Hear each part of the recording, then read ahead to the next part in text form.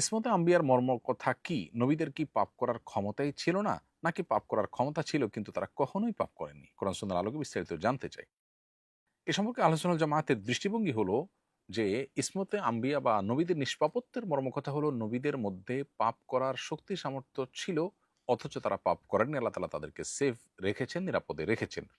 তারা কোনো কবিরা গুনাহ করেননি, কোনো সগীরা গুনাহ করেননি, এমন কিছু করেন নাই যেটা তাদের ব্যক্তিত্বের পরিপন্থী হতে পারে। এটি হলো আহলুস সুন্নাহ জামাতের আকীদা। এবং অনেকে মনে করেন যে আম্বিয়া আলাইহিস সালামের পাপ করার ক্ষমতাই নেই। এটা আহলুস সুন্নাহ জামাতের আকীদা বা বিশ্বাস নয়। এজন্য ইমাম মোল্লা আলী কারি রাহিমাহুল্লাহ তিনি মিরকাতুল মাফাতিহে, মিশকাতের ব্যাখ্যা গ্রন্থ, সেখানে তিনি লিখেছেন আল আম্বিয়া মাসুমুন মিন ক্বাবলি নবুওয়াতি ওয়া বা'দাহা। নবীগণ নবী হওয়ার নবুয়তের দায়িত্ব বোঝার আগে এবং তার পরে উভয় জায়গাতেই তারা মাসুম ছিলেন।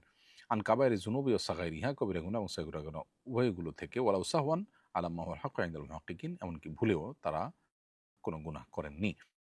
তো কিছু মানুষ যারা মনে করেন যে নবীদের গুনাহ করার ক্ষমতাই ছিল না, সেটা ভুল ধারণা। মূলত তারা গুনাহ করেননি, ক্ষমতা তাদের ছিল। এটাই হলো আপনার আহলে সুন্নাহ জামাতের আকীদা। আমি একজন ফিল্ম মেকার। নবী রাসূলদের বিভিন্ন ঘটনাকে কেন্দ্র করে ভিডিও নির্মাণ করতে চাই। নবী রাসূল ও সাহাবীদের প্রতীকী মানুষের আকৃতিতে ভিজুয়ালাইজেশন করলে গুনাহ হবে কিনা? উত্তর হলো হ্যাঁ, এটা গুনাহ হবে, এটা জায়েজ নয়। এবং এতে নবী রাসূলদের অবমাননা হয়। কোনো ব্যক্তিকে নবী রাসূলের অভিনয় করতে বলা, এটা মানুষের স্মৃতিতে নবী রাসূলদের চেহারাকে তার মতো করে ফুটে ওঠে সেরকম একটা উদ্যোগ নেওয়ার শামিল। তো এটা জঘন্য বিষয় এবং পৃথিবীতে গ্রহণযোগ্য ওলামা কেরামের কেউই এটাকে পারমিশন দেন না। নবী রাসূলদের স্মৃতিকে অমর করে রাখবার জন্য এই সমস্ত ফিল্মের চাইতে তাদের জীবনী চর্চা, তাদের আদর্শ চর্চা অনেক বেশি গুরুত্বপূর্ণ। হ্যাঁ, ফিল্ম অনেক ক্ষেত্রে হেল্পফুল, সন্দেহ নাই। কিন্তু তাই বলে সেখানে হারাম কোনো উপাদান থাকলে সেটাকে ইসলাম অ্যাপ্রিশিয়েট করে না। নাজায়েজ কোনো বিষয় থাকলে, নবী রাসূলদের অপমাননা হতে পারে, সেরকম কিছু থাকলে সেটা অবশ্যই জায়েজ হতে পারে না। শরীর নাপাক অবস্থায় পশু জবাই করলে তা কি খাওয়া যায়? হ্যাঁ, বিসমিল্লাহ বলে জবাই করলে পশু খেতে পারবেন। সেখানে জবাইকারী ব্যক্তি পবিত্র ছিলেন নাকি অপবিত্র, তাতে কোনো প্রভাব পড়বে না।